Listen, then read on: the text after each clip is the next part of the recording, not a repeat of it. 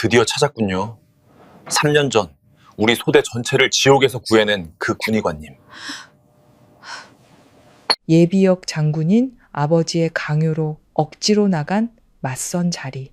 일부러 화장기 하나 없는 초라한 모습으로 나갔습니다. 이 남자가 질려서 다신 연락하지 못하게 만들 생각이었죠. 하지만 제 앞에 앉은 남자는 저를 보자마자 눈을 빛냈습니다. 그리고는 제 왼쪽 눈가에 아주 희미한 흉터를 정확히 가리켰습니다. 3년 전 비무장지대에서 있었던 그 끔찍한 사건, 그리고 내가 평생 외면하고 싶었던 그 선택의 비밀을 이 남자는 대체 어떻게 알고 있는 걸까요? 황혼의 이야기가 들려드릴 그녀의 숨겨진 진실.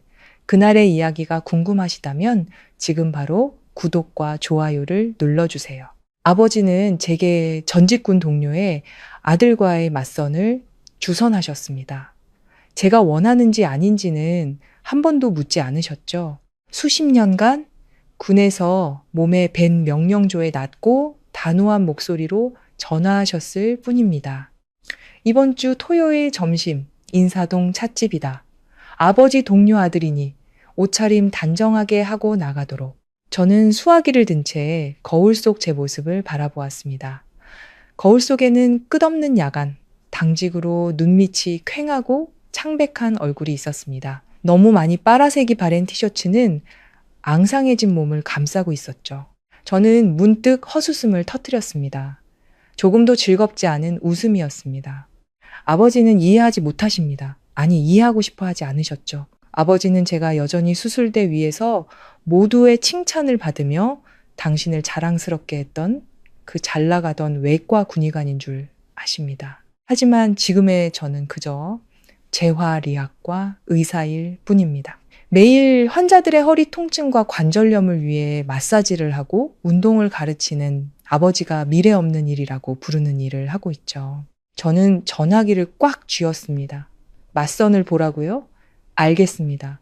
저는 나지막이 중얼거렸습니다. 그 토요일 저는 화장을 전혀 하지 않았습니다. 립스틱도 파운데이션도 바르지 않았죠. 머리는 대충 낮게 묶고 헐렁한 회색 후드티에 평범한 청바지를 입고 낡은 운동화를 신은 채 집을 나섰습니다. 아주 사소한 반항, 어린애 같은 고집이었지만 그게 지금 제게 남은 전부였습니다. 인사동 찻집은 낡은 골목 모퉁이에 조용히 자리 잡고 있었습니다. 은은한 나무 향과 차 향기가 감돌았죠. 안으로 들어서자 제 시선은 여러 테이블을 스쳐 지나 한쪽 구석에 멈췄습니다. 한 남자가 앉아 있었습니다. 바람 속 소나무처럼 굳건하고 꼿꼿한 자세로. 뒷모습만 봐도 평범한 사람이 아니란 걸 알 수 있었습니다. 저는 의자를 끌어당겨 앉으며 물처럼 담백한 목소리로 말했습니다. 안녕하세요, 이서연입니다. 아버지께서 오라고 하셔서 왔습니다. 남자가 고개를 돌렸습니다. 단정하게 자른 머리, 각진 얼굴, 칼날처럼 날카로우면서도 무언가 깊고 무거운 것을 담고 있는 눈빛. 그는 눈도 깜빡이지 않고 저를 쳐다봤습니다. 처음엔 흠칫 놀라는 듯 하더니 이내 그 눈동자 속에서 제가 이해할 수 없는 빛이 터져 나왔습니다. 아주 오랫동안 잃어버렸던 무언가를 마침내 찾았다는 듯한 빛이었습니다. 그는 제 쪽으로 몸을 기울이며 살짝 떨리는 낮은 목소리로 말했습니다. 드디어 찾았군요. 저는 순간 멈칫했습니다. 심장이 쿵 하고 내려앉았죠. 사람 잘못 보셨어요. 거의 반사적으로 튀어나온 대답이었습니다.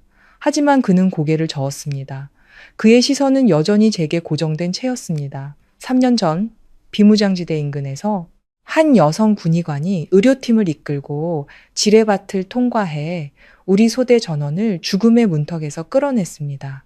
그의 목소리는 점점 더 낮아졌습니다. 그 사람이 당신 맞죠? 제 심장이 한 번 그리고 두 번 뛰는 소리가 선명하게 들렸습니다. 그리고 그 뒤는 텅 빈 공백, 주변 공간이 멀어지는 듯 했습니다. 찻집에서 흘러나오는 가야금 소리, 다른 손님들의 대화 소리, 모든 것이 흐릿한 소음으로 변했습니다. 저는 주먹을 꽉 쥐었습니다. 손톱이 손바닥을 파고드는 아픔이 느껴졌습니다. 잘못 보셨습니다. 저는 찻잔을 들어 한 모금 마셨습니다. 제 목소리는 저 자신도 낯설게 느껴질 만큼 평온했습니다. 저는 그냥 평범한 의사입니다. 재활의학과에서 일하고 있고요. 말씀하신 건 전혀 모르는 일입니다. 저는 찻잔을 내려놓고 일어섰습니다. 이 맞서는 이쯤에서 그만하죠. 하지만 반 걸음도 떼기 전에 그가 손을 뻗어 제 앞을 막았습니다. 제게 닿지는 않았지만 제 손목 앞 테이블에 놓인 그의 손, 그 기세만으로도 저는 더 이상 나아갈 수 없었습니다. 그는 저를 보며 못을 박듯 단호하게 말했습니다. 저는 잘못 보지 않았습니다. 저는 침묵했습니다. 그는 마치 제 기억을 두드리듯 한 글자 한 글자 말을 이었습니다. 왼쪽 눈가에 아주 희미한 흉터가 있습니다. 길이 1cm 정도. 저는 쏘스라치게 놀랐습니다. 그 흉터는 너무 희미해서 아버지조차 기억하실지 모를 정도였습니다. 그리고 손은요? 그는 시선을 내렸습니다. 엄지와 검지 사이에 오래된 화상 자국이 있죠. 그때 당시는 장갑을 끼고 있었지만 제게 수술 도구를 건네줄 때 장갑 틈으로 보였습니다. 저는 본능적으로 손을 움켜쥐었습니다. 목이 바싹 말라왔습니다. 가장 중요한 건 그는 제 눈을 똑바로 쳐다봤습니다. 당신의 눈빛입니다. 냉철하고 단호하고 수많은 생사를 겪어본 사람, 특유의 피로감이 깃든 눈빛. 그 눈빛을 잊을 수가 없었습니다. 저는 아무 말도 할 수 없었습니다. 제가 애써 쌓아 올린 모든 방어벽이 산산조각 났습니다. 깊이 묻어두었던 장면들이 한꺼번에 밀려왔습니다. 소독약 냄새, 피 냄새, 신음소리, 멀리서 들려오는 총성, 그리고 들것에 실려 마지막 희망인 양, 저를 바라보던 병사들의 눈빛까지 왜 떠났습니까? 그의 질문은 단순했지만 칼날처럼 제 마음 가장 깊은 곳을 찔렀습니다. 저는 고개를 돌렸습니다. 지난 일입니다. 꺼낼 가치도 없어요. 목소리가 쉬어나왔습니다. 가치가 있습니다. 그가 말했습니다. 저는 고개를 저었습니다. 아니요. 저는 심호흡을 하며 간신히 평정을 유지하려 애썼습니다. 그건 임무였을 뿐입니다. 그 자리에 있던 의사라면 누구라도 그렇게 했을 겁니다. 저는 영웅이 아니에요. 누구에게 기억될 필요도 없습니다. 저는 몸을 숙여 가방을 집었습니다. 그 일 때문에 저와 맞선을 볼 필요 없습니다. 3년 동안이나 저를 찾을 필요도 없었고요. 우리는 어울리지 않습니다. 저는 걸음을 옮겼습니다. 이번에는 그가 막지 않았지만 등 뒤에서 느껴지는 시선은 무겁고 뜨겁고 무서울 정도로 단호했습니다. 찻집을 나서자 차가운 바람이 불어왔고 그제야 제 등이 땀으로 축축하다는 것을 깨달았습니다. 전화벨이 울렸습니다. 아버지였습니다. 그래, 어땠냐? 만났지? 강태중 그 친구 괜찮은 인재야. 저희는 안 맞는 것 같아요. 제가 말을 잘랐습니다. 안 맞다니 무슨 소리냐? 아버지의 목소리가 즉시 높아졌습니다. 제가 그 사람이랑 안 어울린다고요. 너 지금 장난해? 그 친구는 장교 집안의 미래가 보장된 사람이야. 제가 그 사람에게 과분하다고요. 됐습니까? 저는 걷잡을 수 없이 터져나오는 목소리로 빠르게 말했습니다. 그 사람도 저를 마음에 들어하지 않았고요. 전화기 저편이 잠시 조용해지더니 아버지가 으르렁거리는 목소리로 말했습니다. 또 내 그놈의 태도 때문이겠지, 안 그래? 저는 대답하지 않고 저 바빠요. 끊겠습니다. 라고만 말했습니다. 저는 전화를 끊고 붐비는 차들 사이에서 멍하니 서 있었습니다. 마음이 텅 비어버렸습니다. 맞선 때문이 아니라 강태준이라는 남자 때문이었습니다. 그의 등장은 제가 3년 동안 굳게 잠가두었던 문을 열어젖히는 열쇠 같았습니다. 그곳을 떠나고 병원을 옮기고 일을 바꾸고 평범한 삶을 살면 모든 것이 사라질 거라 생각했습니다. 하지만 아니었습니다. 피부가 아닌 마음 깊은 곳에 새겨진 상처는 지워지지 않았습니다. 그저 외면할 수 있을 뿐이었죠. 전화가 다시 울렸습니다. 이번에는 모르는 번호로부터 온 문자 메시지였습니다. 강태준입니다. 오늘 곤란하게 해드려 죄송합니다. 3년 동안 당신을 찾았습니다. 기회를 주신다면 감사의 인사를 전하고 싶습니다. 그리고 의사 신분증을 찻집에 떨어뜨리셨더군요. 편하실 때 가져다 드리겠습니다. 가방을 열어보니 심장이 멎는 것 같았습니다. 제 신분증이 없었습니다. 저는 문자 메시지를 보며 화면 위에서 손가락을 멈춘 채 답장하지 못했습니다. 바람이 불어와 옷깃을 여몄지만 이상하게 계속 추웠습니다. 아주 깊은 곳에서부터 불안감이 천천히 퍼져나갔습니다. 3년. 벗어났다고 생각했는데 어쩌면 모든 거는 이제 다시 시작일지도 모릅니다. 그날 밤 저는 잠들지 못했습니다. 작은 방은 벽시계의 초침 소리가 들릴 정도로 고요했습니다. 똑딱똑딱 제가 잊으려 했던 기억처럼 느리고 규칙적으로 울렸습니다. 저는 침대에 누워 천장을 멀뚱멀뚱 쳐다봤습니다. 강태준 씨의 문자는 여전히 지워지지 않은 채였습니다. 길지도 화려하지도 않은 몇 줄의 글이었지만 제 하룻밤을 묵직하게 만들기에 충분했습니다. 3년 동안 당신을 찾았습니다. 3년. 그에게는 찾아 헤맨 여정이었겠지만 제게는 도망친 여정이었습니다. 몸을 뒤척여 이불을 머리끝까지 끌어당겼지만 잠들려 할수록 낡은 이미지들이 더욱 선명하게 떠올랐습니다. 야전막사의 희미한 불빛, 피 묻은 손, 군의관님? 을 외치던 쉬어버린 목소리, 그리고 미처 구하지 못했던 눈빛들. 저는 눈을 질끈 감았습니다. 더는 생각하지 말자.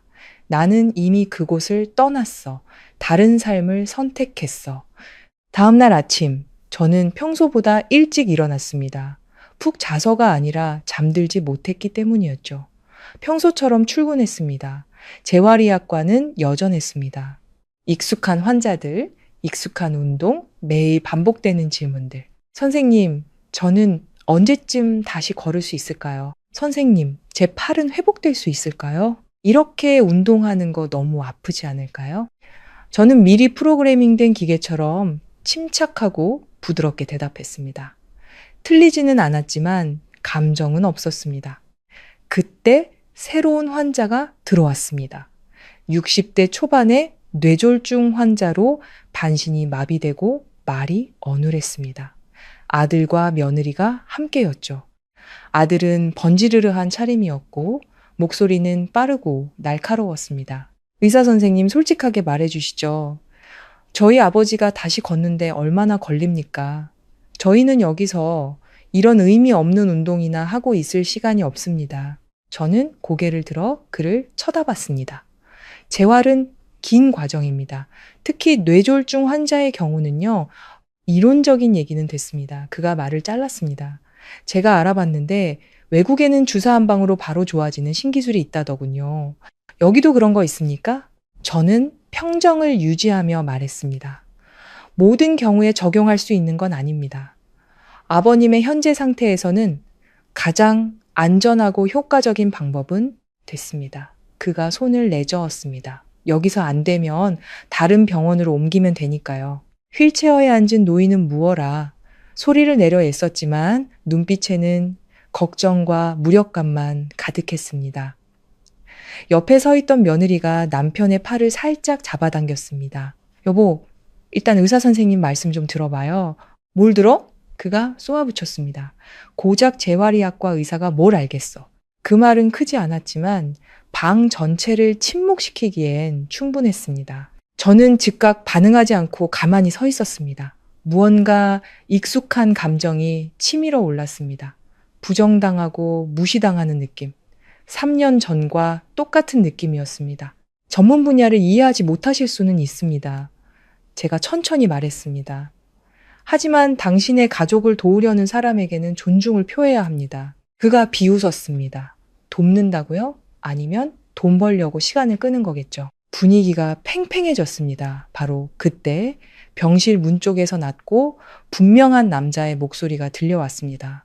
사과하셔야 할 겁니다. 돌아보니 강태준 씨가 문 앞에 서 있었습니다. 어제처럼 꼿꼿한 자세, 칼날처럼 차가운 눈빛. 그는 확신의 찬걸음으로 안으로 들어왔습니다. 당신은 누구요?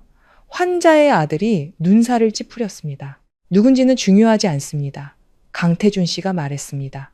중요한 건 이서연 선생님은 제가 만나본 의사 중 가장 뛰어난 분이라는 겁니다. 그 말에 저는 멈칫했습니다. 환자의 아들은 코웃음을 쳤습니다. 당신이 의료에 대해 뭘 안다고? 강태준 씨는 바로 대답하지 않았습니다. 그는 그 남자를 똑바로 쳐다보며 목소리를 낮췄습니다. 알고 있습니다. 이분이 아니었다면 저와 제 소대원들은 지금 이 세상에 없었을 테니까요. 병실은 조용해졌습니다. 환자의 아들은 잠시 주춤했고 며느리도 저를 다른 눈빛으로 쳐다보기 시작했습니다. 강태준 씨는 노인에게 다가가 부드러운 목소리로 말했습니다. 아버님, 걱정 마시고 치료받으세요. 서연 선생님은 아버님을 포기하지 않으실 겁니다. 노인은 떨리는 손으로 고개를 끄덕였습니다. 눈에는 희망이 어리는 듯 했습니다. 강태준 씨는 더 이상 말없이 제게 가볍게 고갯짓을 하고는 돌아섰습니다. 저는 그 자리에 못 박힌 듯 서 있었습니다. 마음이 복잡했습니다. 다른 사람들 앞에서 그가 그런 말을 하는 것도, 그 말을 듣고 저를 보는 사람들의 시선이 바뀌는 것도 싫었지만 마음 한구석이 울렸다는 사실을 부정할 수는 없었습니다. 그날 오후 저는 늦게 퇴근했습니다. 병원 정문을 나서자마자 그를 보았습니다. 강태준 씨는 차에 기댄 채 서 있었고 저녁 노을이 그의 어깨를 옅은 금빛으로 물들이고 있었습니다. 그는 저를 보고 다가왔습니다. 신분증입니다. 그가 내민 것을 받아들었지만 저는 그를 쳐다보지 않았습니다. 고맙습니다. 별 말씀을요. 긴 침묵이 흘렀습니다. 마침내 그가 입을 열었습니다. 예전과 똑같군요. 저는 눈살을 찌푸렸습니다. 무슨 뜻이죠? 여전히 모든 걸 혼자 짊어지려 합니다. 누구에게도 자신을 이해할 기회를 주지 않고요. 그가 천천히 말했습니다. 저는 헛웃음을 터뜨렸습니다. 당신이 저를 안다고 생각하세요? 강태준 씨는 피하지 않고 저를 바라봤습니다. 적어도 당신이 했던 일들은 알고 있습니다. 잘못 알고 있어요. 제가 고개를 돌렸습니다. 아니요. 당신은 잘못하지 않았습니다. 그가 말했습니다. 저는 주먹을 꽉 쥐었습니다. 그만해요. 목소리가 떨리기 시작했습니다. 당신은 아무것도 몰라요. 다 아는 것처럼 말하지 마세요. 강태준 씨는 몇 초간 침묵하더니 말했습니다. 당신이 선택을 해야만 했다는 걸 압니다. 저는 흠칫했습니다. 그 말은 비수 같았습니다. 그 상황에서 누구도 당신보다 더 잘할 수는 없었습니다. 그가 말을 이었습니다. 당신은 구할 수 있는 사람들을 구했습니다. 그리고 구하지 못한 사람들은 그의 목소리가 느려졌습니다. 당신 탓이 아닙니다. 당신이 뭘 안다고 저는 버럭 소리칠 뻔했습니다. 당신이 거기 있었어요? 살릴 수 없는 사람들이 쌓여있는 그 한가운데 서 있었냐고요? 네, 있었습니다. 강태준 씨가 말했습니다. 그의 목소리는 낮았지만 확신에 차 있었습니다. 그리고 그 기분이 어떤 건지 압니다. 저는 할 말을 잃었습니다. 그는 더 이상 차갑지 않은 아주 진실된 눈으로 저를 바라봤습니다. 하지만 그렇다고 해서 당신 자신을 내버려둘 권리는 없습니다. 저는 아무 말도 하지 않았습니다. 할 말이 없어서가 아니라 무슨 말을 해야 할지 몰라서였습니다. 저녁바람이 시원하게 불어왔지만 눈가가 뜨거워지는 것을 느꼈습니다. 강태준 씨는 다가오지 않고 적당한 거리를 유지한 채 서 있었습니다. 제게 대답할 필요는 없습니다. 그가 말했습니다. 하지만 적어도 더는 도망치지 마세요. 저는 고개를 숙여 신발 끝을 바라봤습니다. 한참 뒤에야 입을 열었습니다. 이런 말을 하려고 저를 찾은 건가요? 강태준 씨가 조용히 고개를 저었습니다. 아닙니다. 한 가지 더 있습니다. 그는 잠시 멈췄다가 말했습니다. 아마 당신도 알고 싶어 할 겁니다. 제가 고개를 들자 그가 저를 똑바로 바라봤습니다. 그때 소대장님이었던 박진호 병장님, 심장이 세차게 뛰었습니다. 계속 당신을 만나고 싶어 했습니다. 저는 숨도 쉬지 않고 가만히 서 있었습니다. 그는 당신을 한 번 만나지 못하면 평생 마음 편히 눈 감지 못할 거라고 했습니다. 강태준 씨가 말을 이었습니다. 그에게 아이가 생겼습니다. 아들이에요. 이름은 시은이라고 지었습니다. 베풀어진 은혜. 저는 눈을 감았습니다. 모든 것이 무너져 내리는 기분이었습니다. 지난 3년간 저는 제 뒤에 실패와 상실, 그리고 실수만을 남겼다고 생각했습니다. 하지만 어쩌면 전부는 아니었을지도 모릅니다. 저는 눈을 뜨고 강태준 씨를 바라봤습니다. 처음으로 그의 시선을 피하지 않았습니다. 원하는 게 뭐죠? 제가 물었습니다. 강태준 씨는 바로 대답하지 않고 말했습니다. 당신이 돌아왔으면 합니다. 저는 희미하게 웃었습니다. 돌아오라고요? 네. 그가 고개를 끄덕였습니다. 저 때문도 그들 때문도 아닌 당신 자신을 위해서요. 저는 침묵했습니다. 바람은 여전히 불고 하늘은 점점 어두워지고 있었습니다. 제 마음속에서 무언가 아주 느리지만 분명하게 변하고 있었습니다. 그리고 저는 이 말들을 듣지 않은 척 할 수 없다는 것을 알았습니다. 절대로. 그날 밤 저는 바로 집으로 가지 않았습니다. 목적 없이 방향 없이 그저 걸었습니다. 문을 닫는 순간 또다시 혼자만의 생각과 마주해야 하는 그 익숙한 방으로 돌아가고 싶지 않았기 때문입니다. 거리에 불이 켜지고 오가는 사람들이 많아졌습니다. 자동차 소리, 말소리, 웃음소리가 뒤섞여 익숙한 소음을 만들어냈습니다. 하지만 이상하게도 저는 그 모든 것들 밖에 서 있는 기분이었습니다. 마치 이곳에 속하지 않은 사람처럼요. 저는 길가의 작은 가게 앞에 멈춰서서 따뜻한 차 한 잔을 시켰습니다. 자리에 앉아 두 손으로 찻잔을 감싸 쥐었습니다. 온기가 손바닥으로 퍼져나갔지만 마음속까지 데우지는 못했습니다. 강태준 씨의 말이 계속 귓가에 맴돌았습니다. 당신 자신을 내버려둘 권리는 없습니다. 당신은 구할 수 있는 사람들을 구했습니다. 당신 탓이 아닙니다. 내 탓이 아니라고?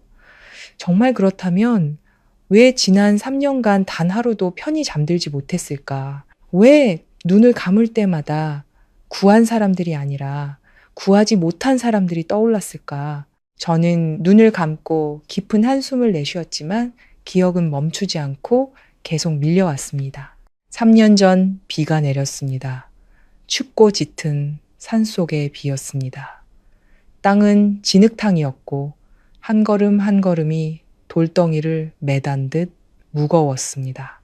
우리는 막 공격이 끝난 지역 바로 뒤에 임시의료 막사를 세웠습니다. 부상자들이 쉴 새 없이 실려 들어왔습니다. 이 사람을 처치하기도 전에 다른 사람이 들어왔습니다. 피와 진흙, 땀이 뒤섞여 어디가 깨끗하고 어디가 더러운지 분간할 수 없었습니다. 군의관님, 이쪽 위중합니다. 피가 부족합니다. 혈압 떨어집니다. 쉴 새 없는 외침. 생각할 시간은 없었고 오직 행동뿐이었습니다. 저는 한 병사 옆에 무릎을 꿇었습니다. 복부 관통상 피가 멈추지 않았습니다. 저는 상처를 세게 누르며 계속해서 명령을 내렸습니다. 머리는 기계처럼 돌아갔습니다. 수액 연결해, 수술 준비, 혈압 유지시켜. 하지만 바로 옆에 가슴을 관통당한 다른 병사가 숨을 몰아쉬고 있었습니다. 그는 말없이 저를 바라봤습니다. 살 수 있느냐고 묻는 듯한 눈빛으로 알고 있었습니다. 너무나 잘 알고 있었죠. 만약 제가 멈추고 그에게로 간다면 눈앞에 이 병사가 죽을 겁니다. 하지만 이대로 계속하면 저 병사가 죽겠죠. 선택은 하나뿐이었습니다. 저는 주먹을 꽉 쥐고 차마 그 눈을 다시 쳐다보지 못했습니다. 고개를 돌려 살릴 수 있는 사람을 계속 살렸습니다. 그건 옳은 결정이었습니다. 의학적으로도 이성적으로도. 하지만 결코 마음으로는 옳을 수 없는 결정이었습니다. 군의관님. 등 뒤에서 희미한 목소리가 들리더니 이내 끊겼습니다. 저는 돌아보지 않았습니다. 감히 돌아볼 수 없었습니다. 모든 것이 끝나고 그 병사가 이미 차갑게 식은 뒤에야 돌아볼 수 있었습니다. 저는 눈을 떴습니다. 눈앞의 찻잔은 이미 식어 있었습니다. 얼마나 오래 앉아 있었는지 몰랐습니다. 다만 심장은 여전히 그때처럼 아팠습니다.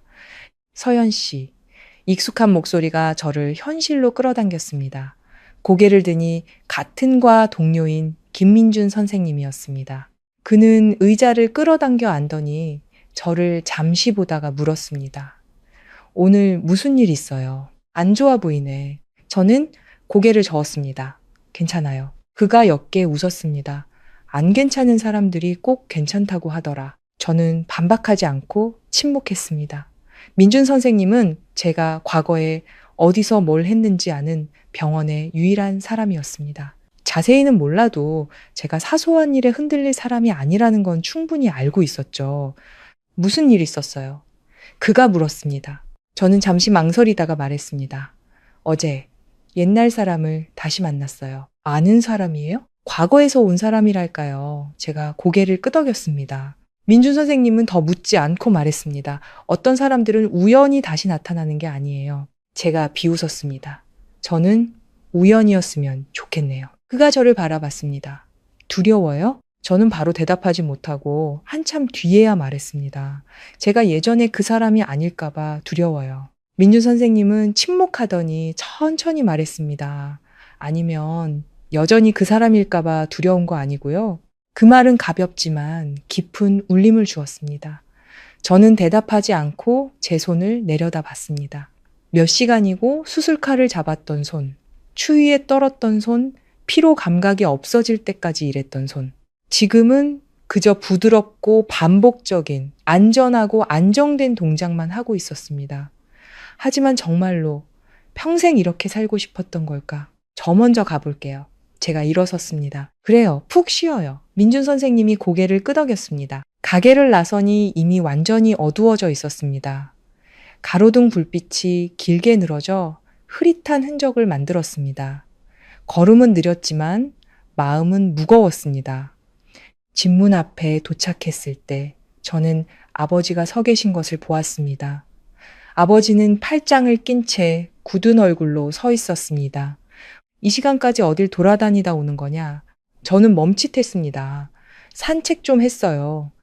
산책이냐? 아니면 사람 피하는 거냐? 저는 한숨을 내쉬었습니다.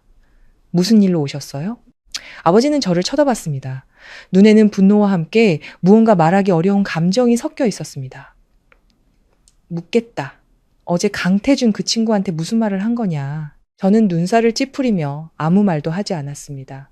그 친구 표정이 영 안 좋더구나. 제가 침묵하자 아버지가 다가와 목소리를 낮췄습니다. 그 친구가 널 얼마나 오래 찾았는지 알고는 있느냐. 저를 왜 찾았는지는 그 사람 사정이죠. 제가 대답했습니다. 저는 알 필요 없어요. 알 필요가 없어? 아버지가 제 말을 따라하며 목소리를 높였습니다. 그 사람이 네게 은혜를 입어서 너를 만나고 싶어 하는데 그런 식으로 대하다니 저는 누구한테 은혜 입힐 생각 없어요. 저도 더는 참지 못하고 목소리를 높였습니다. 사람을 살리는 게 보답받으려고 하는 일이 아니라고요. 그럼 뭐 때문에 살리는 거냐? 아버지가 몰아세웠습니다. 저는 할 말을 잃었습니다. 그 질문에 대해 한때는 아주 분명하고 확고한 답을 가지고 있었습니다. 하지만 지금은 입이 떨어지지 않았습니다. 아버지는 저를 보았습니다. 그의 눈빛은 분노에서 실망으로 바뀌어갔습니다. 그거 아느냐? 아버지가 천천히 말했습니다. 아버지는 한때 네가 정말 자랑스러웠다. 저는 주먹을 꽉 쥐었습니다. 하지만 지금은 아버지는 말을 잇지 않았지만 저는 알 수 있었습니다. 너무나 잘 알 수 있었죠. 무거운 침묵이 흘렀습니다. 마침내 제가 말했습니다. 아버지, 돌아가세요. 아버지는 한참 동안 저를 바라보다가 돌아섰습니다. 그의 발걸음은 예전처럼 힘차지 않고 느렸습니다. 저는 그 자리에 서 있었습니다. 문이 닫히고 철컥하는 작은 소리가 났지만 제 마음속에서는 무언가 무너져 내리는 소리가 들렸습니다. 저는 문의 등을 기댄 채 주저앉았습니다. 텅 빈 시선으로 앞을 바라봤습니다. 저는 평온한 삶을 살려고 애썼습니다. 틀리지도 그렇다고 옳지도 않은 삶을, 과거를 잊으려 했지만 과거는 결코 저를 놓아주지 않았습니다. 그리고 지금 과거는 아주 조금씩 서두르지 않지만 피할 수 없게 돌아오고 있었습니다. 밖에서는 도시의 불빛이 여전히 밝고 삶은 계속되고 있었습니다. 오직 저만이 어디로 가야 할지 모르는 갈림길 한가운데에 서 있었습니다. 다음 날 아침, 저는 평소보다 일찍 병원에 도착했습니다. 정문 앞에서 한참을 서성이다 들어가지 못했습니다. 하늘은 여느 때처럼 옅은 회색이었고 바람은 조금 차가웠지만 제 마음은 더 이상 평온하지 않았습니다. 강태준 씨가 나타난 순간부터 모든 것이 변하기 시작했다는 것을 너무나 잘 알고 있었습니다. 시끄럽거나 격렬하지는 않았지만 제가 3년간 쌓아 올린 껍질에 균열을 내기에는 충분했습니다. 저는 깊은 숨을 한번 들이쉬고 안으로 들어갔습니다. 병원 복도는 여전히 붐볐습니다. 신발 소리, 환자를 부르는 소리, 차가운 타일 바닥 위로 굴러가는 카트 소리가 규칙적으로 울려 퍼졌습니다. 너무나 익숙해서 어떤 것에도 흔들리지 않을 거라 생각했습니다. 하지만 오늘 조금이라도 더 큰 소리, 조금이라도 더 다급한 부름에 제 심장은 평소보다 빠르게 뛰었습니다. 저는 스스로에게 되뇌었습니다. 그저 피곤해서야, 잠이 부족해서, 갑자기 떠오른 감정들에 아직 익숙하지 않아서 그래. 하지만 마음 깊은 곳에서는 그게 아니라는 것을 알고 있었습니다. 오전은 비교적 평온하게 지나갔습니다. 저는 일을 하고 환자들의 운동을 지도하고 경과를 확인하고 기록을 했습니다. 모든 것이 정해진 절차대로 한 단계의 실수도 한 가지의 누락도 없이 진행되었습니다. 하지만 한 나이든 환자가 갑자기 고통을 호소하며 공포에 질린 목소리로 소리쳤을 때 저는 아주 짧은 순간 멈칫했습니다. 그 짧은 순간은 제가 더 이상 예전처럼 자신을 완전히 통제하지 못한다는 것을 깨닫기에 충분했습니다. 이서연 선생님, 간호사가 저를 부르는 소리에 현실로 돌아왔습니다. 8번 침대 환자분 상태가 안 좋아지는 것 같아요. 저는 즉시 빠른 걸음으로 다가갔습니다. 한 노인이 숨을 헐떡이며 손을 떨고 있었습니다. 눈에는 공포가 가득했습니다. 저는 몸을 숙여 그의 어깨를 잡고 최대한 안정된 목소리로 말했습니다. 어르신, 진정하세요. 제가 여기 있어요. 이 말은 과거에 이보다 수백 배는 더 끔찍한 상황에서 수없이 했던 말이었습니다.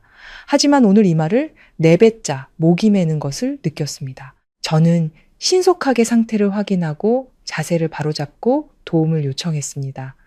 모든 동작은 정확했지만 머릿속에는 3년 전의 모습이 스쳐 지나갔습니다. 한 젊은 병사도 저를 그렇게 바라봤었습니다. 제 손을 그렇게 잡았고 저를 마지막 희망처럼 믿었었습니다. 선생님, 노인의 목소리가 저를 다시 불러왔습니다. 저는 그의 손을 가볍게 쥐었습니다. 괜찮습니다. 이제 괜찮아지실 거예요. 잠시 후 상태는 안정되었고 모든 것이 평소대로 돌아왔습니다. 하지만 저는 아니었습니다. 저는 몇 초 더 서 있다가 돌아섰습니다. 그날 하루 종일 저는 평소보다 더 많이 일했습니다. 바빠서가 아니라 멈추고 싶지 않아서였습니다. 생각할 틈을 주고 싶지 않았습니다.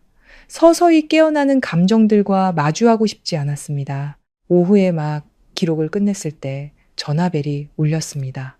모르는 번호였습니다. 무시하려 했지만 이상하게도 손은 통화 버튼을 눌렀습니다. 여보세요. 이서연 선생님 맞으십니까?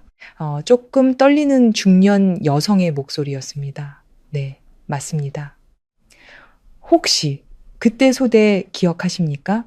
심장이 쿵 하고 내려앉았습니다. 저는 바로 대답하지 못했습니다. 전화기 저편에서 목이 맨 목소리가 이어졌습니다. 저는 박진호 병장 아내입니다. 저는 그 자리에 얼어붙었습니다. 주변의 모든 것이 느려지는 듯 했습니다. 남편이 선생님 얘기를 정말 많이 했어요. 돌아온 후로 하루도 빠짐없이 선생님을 한 번 만나지 못하면 평생 마음 편히 눈 감지 못할 거라고 했어요. 저는 전화기를 꽉 쥐었습니다. 그분은.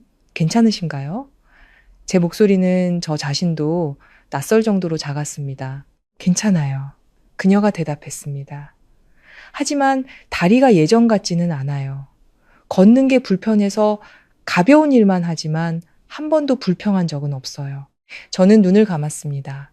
머릿속에는 항상 앞장서서 힘찬 목소리로 외치던, 두려움을 모르는 듯 빛나는 눈을 가졌던 그 소대장의 모습이 떠올랐습니다. 저희 아들이 이제 2살이에요.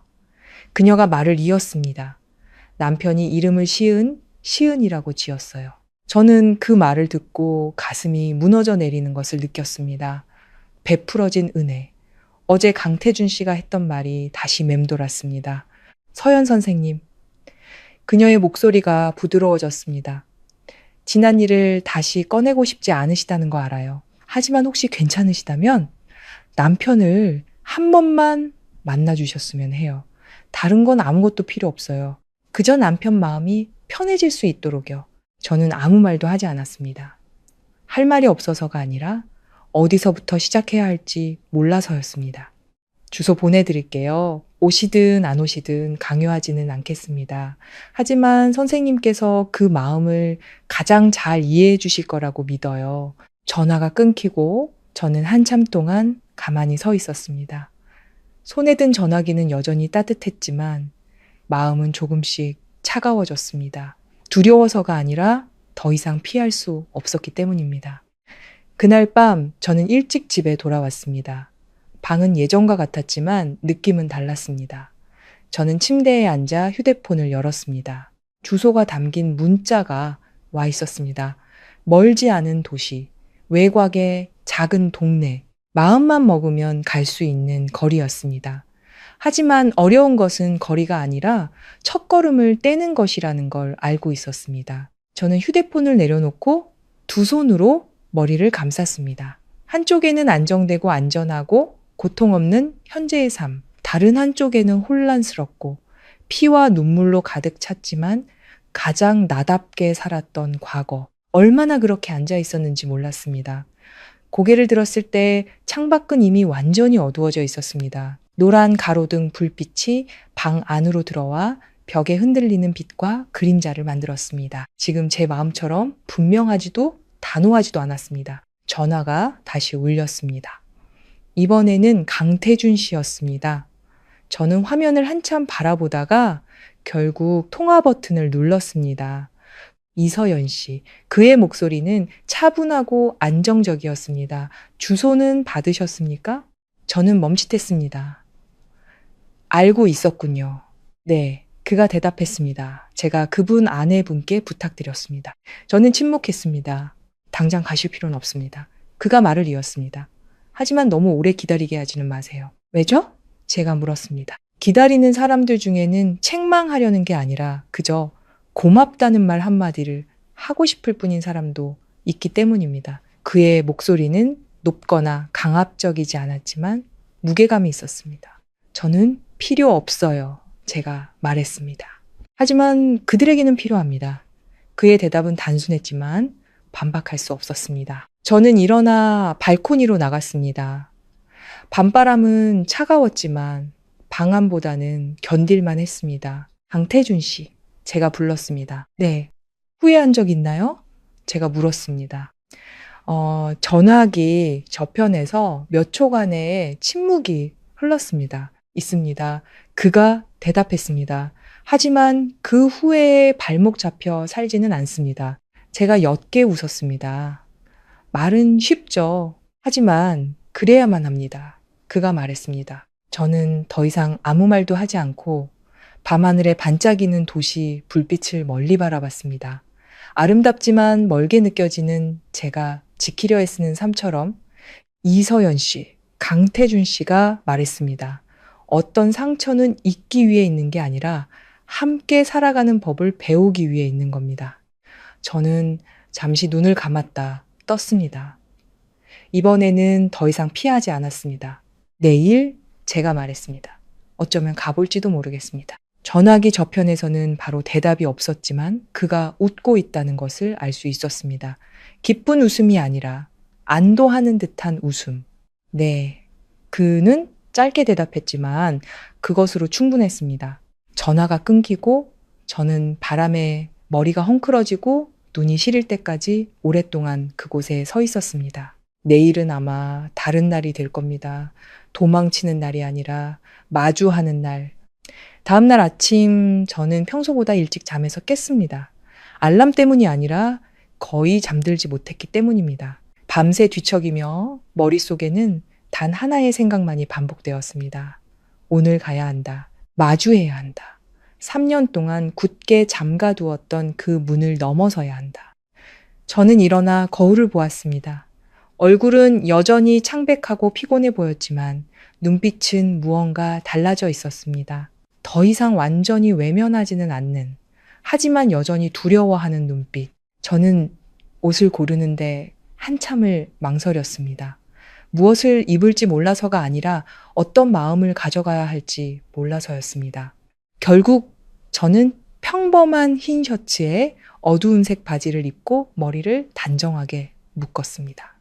과거를 마주하러 가는 사람이 아니라 그저 평범한 병문 안을 가는 사람처럼. 집을 나서기 전 저는 잠시 멈춰서서 방을 둘러보았습니다. 3년 동안 저를 지켜주었던 곳, 평생 머물게 될 거라 생각했던 곳, 저는 조용히 한숨을 내쉬고 걸음을 옮겼습니다. 박진호 병장님의 집으로 가는 길은 멀지 않았지만 저는 아주 천천히 걸었습니다.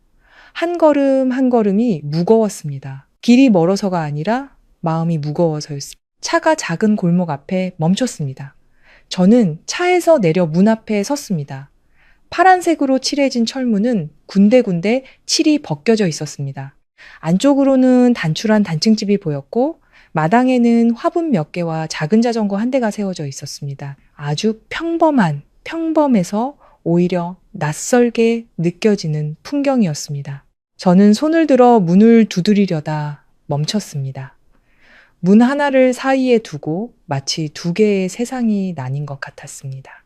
한쪽은 현재, 다른 한쪽은 제가 잊으려 했던 모든 것. 제가 오랫동안 서 있자 문이 열리고 한 여자가 나왔습니다. 30대 초반쯤으로 보이는 인상이 부드럽고 눈가에 피곤함이 묻어났지만 아주 따뜻한 눈빛을 가진 여자였습니다. 그녀는 저를 잠시 보더니 조용히 물었습니다. 서연 씨, 맞으시죠? 저는 고개를 끄덕였지만 아무 말도 할 수 없었습니다. 들어오세요. 그녀는 넓게 문을 열었습니다. 그녀의 목소리는 부드럽고 책망이나 의심 없이 그저 오랜 지인을 맞이하는 듯 했습니다. 안으로 들어서자 작지만 깔끔한 집안에서 갓 지은 밤 냄새와 아이의 웃음소리가 들려왔습니다. 아주 일상적인 제 기억 속 풍경과는 너무나도 다른 느낌이었습니다. 남편이 안에 있어요. 그녀가 말했습니다. 아침부터 계속 서연 씨 왔냐고 묻더라고요. 심장이 조여왔습니다. 저는 그녀를 따라 걸었고 한 걸음 한 걸음이 더 무겁게 느껴졌습니다. 방문 앞에서 그녀가 멈춰서서 저를 보며 말했습니다. 많이 기다렸어요. 저는 고개를 끄덕이고 손을 뻗어 문을 열었습니다. 문이 열리고 창문으로 빛이 쏟아져 들어왔습니다. 침대 위에 한 남자가 앉아 있었습니다. 등은 여전히 꼿꼿했지만 머리에는 흰머리가 몇 가닥 보였고 오른쪽 다리에는 보조기를 차고 있었습니다. 그가 고개를 돌려 저를 보았습니다. 단 한순간이었지만 그의 눈이 환하게 빛났습니다. 군의관님. 그가 불렀습니다. 목소리는 예전과 같았지만 더 낮고 차분했습니다. 저는 그 자리에 서서 더 이상 다가가지 못했습니다. 가고 싶지 않아서가 아니라 발이 움직이지 않아서였습니다. 와주셨군요. 그가 웃었습니다.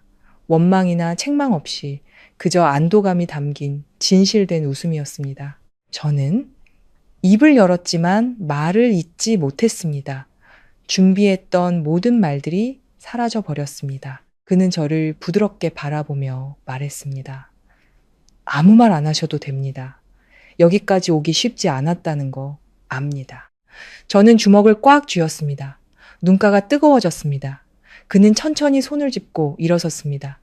다리를 조금 절었지만 여전히 굳건했습니다. 그는 한 걸음 한 걸음 느리지만 확실하게 제게 다가왔습니다. 제 앞에 멈춰서서 그는 손을 들었습니다. 악수를 하려는 것이 아니라 제 어깨 위에 아주 가볍게 손을 얹었습니다. 고맙습니다. 단 4글자였지만 저는 더 이상 서 있을 수 없었습니다. 한 걸음 뒤로 물러섰고 어느새 눈물이 흘러내리고 있었습니다. 그런 말 하지 마세요. 저는 고개를 저으며 떨리는 목소리로 말했습니다. 저는 모두를 구하지 못했어요. 방 안의 공기가 무겁게 가라앉았습니다. 그는 놀라지 않고 그저 이해한다는 듯 저를 바라봤습니다. 하지만 저를 구했지 않습니까? 그가 말했습니다. 그리고 남은 6명의 전우들도 구했습니다. 제가 지금 살아있는 것, 아내와 아이가 있는 것 모두 군의관님 덕분입니다. 저는 고개를 숙였습니다. 하지만 그래도 저는 말을 끝맺지 못했습니다. 그가 조용히 한숨을 쉬었습니다. 전쟁터는 모두를 구할 수 있는 곳이 아닙니다. 우리 모두 그 사실을 알고 있습니다. 저는 고개를 저었습니다. 하지만 저는 의사잖아요.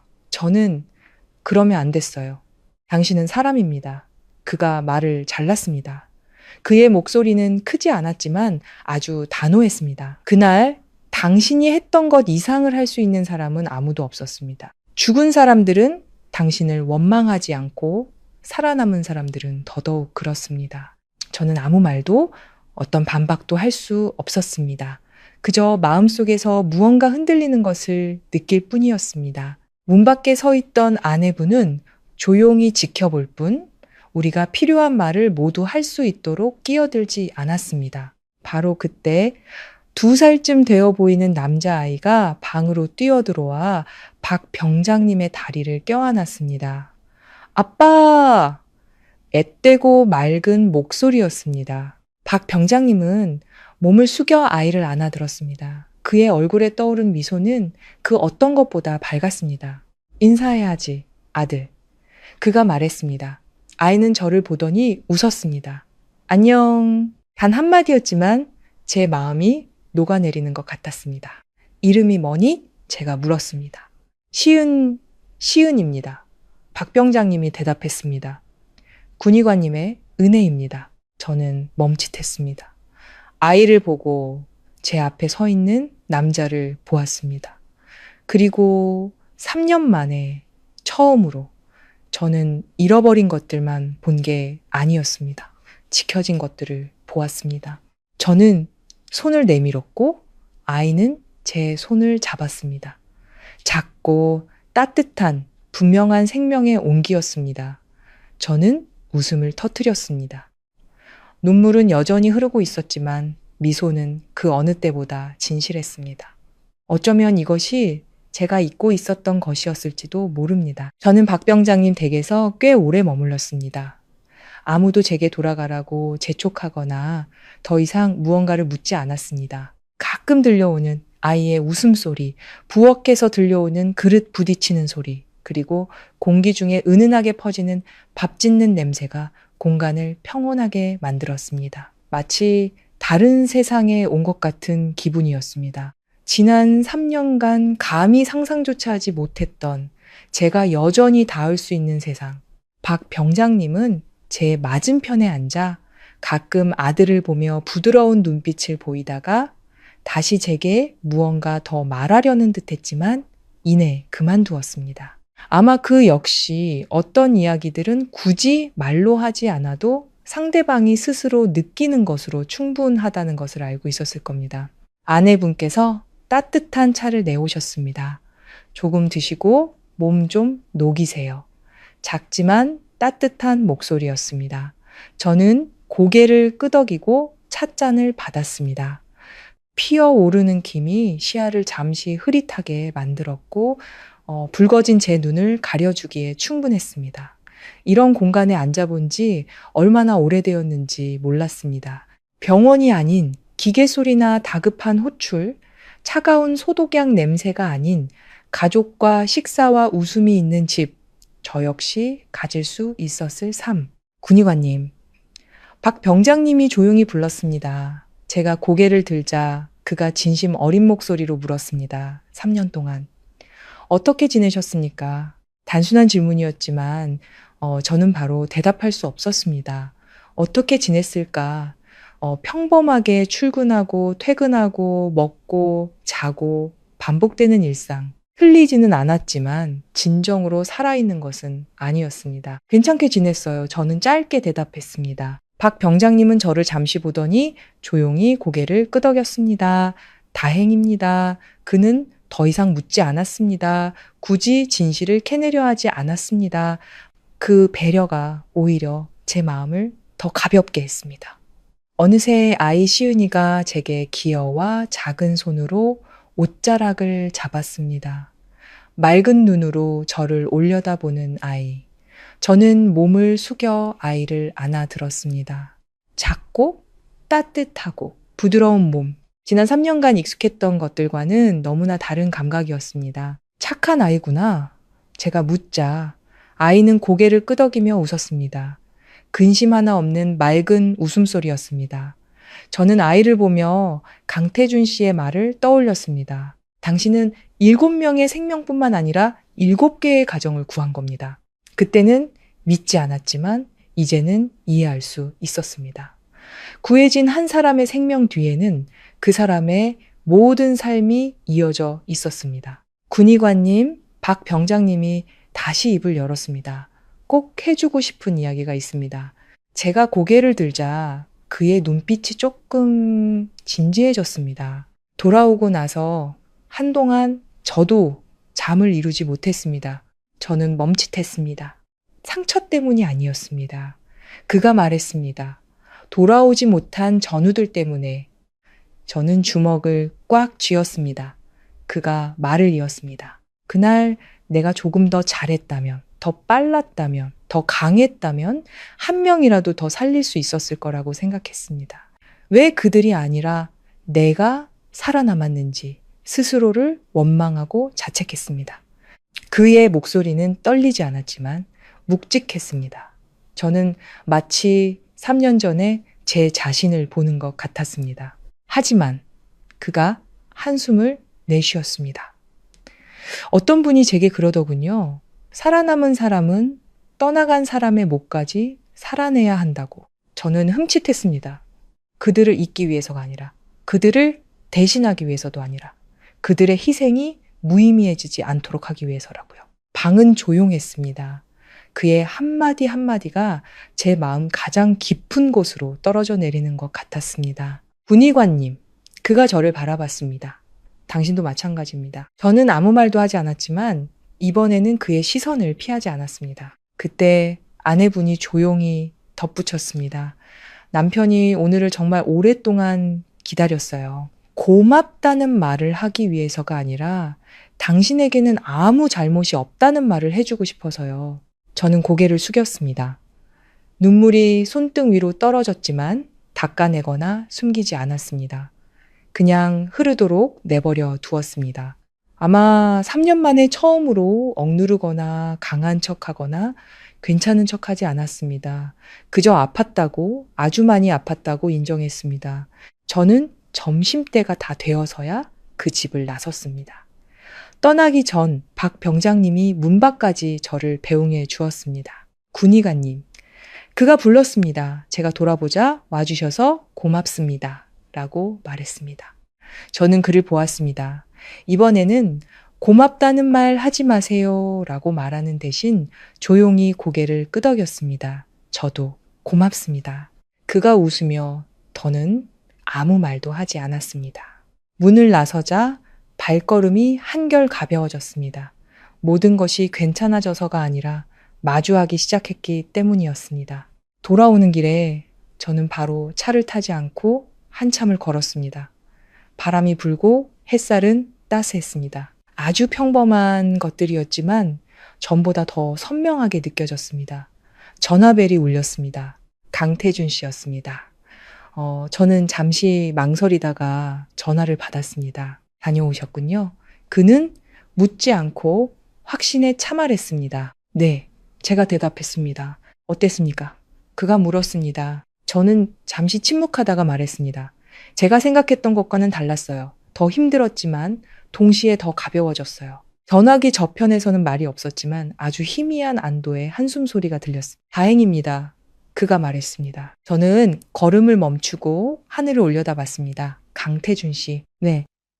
어쩌면 제가 틀렸을지도 모르겠어요.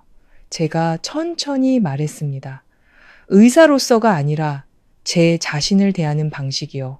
그는 침묵하다가 대답했습니다. 늦지 않았습니다. 아주 단순한 두 마디였지만 그것으로 충분했습니다. 처음부터 다시 시작하는 것이 아니라 다른 방식으로 계속 나아가는 것. 저는 전화를 끊고 길 한가운데에 섰습니다. 사람들은 여전히 지나가고 삶은 계속되고 있었습니다.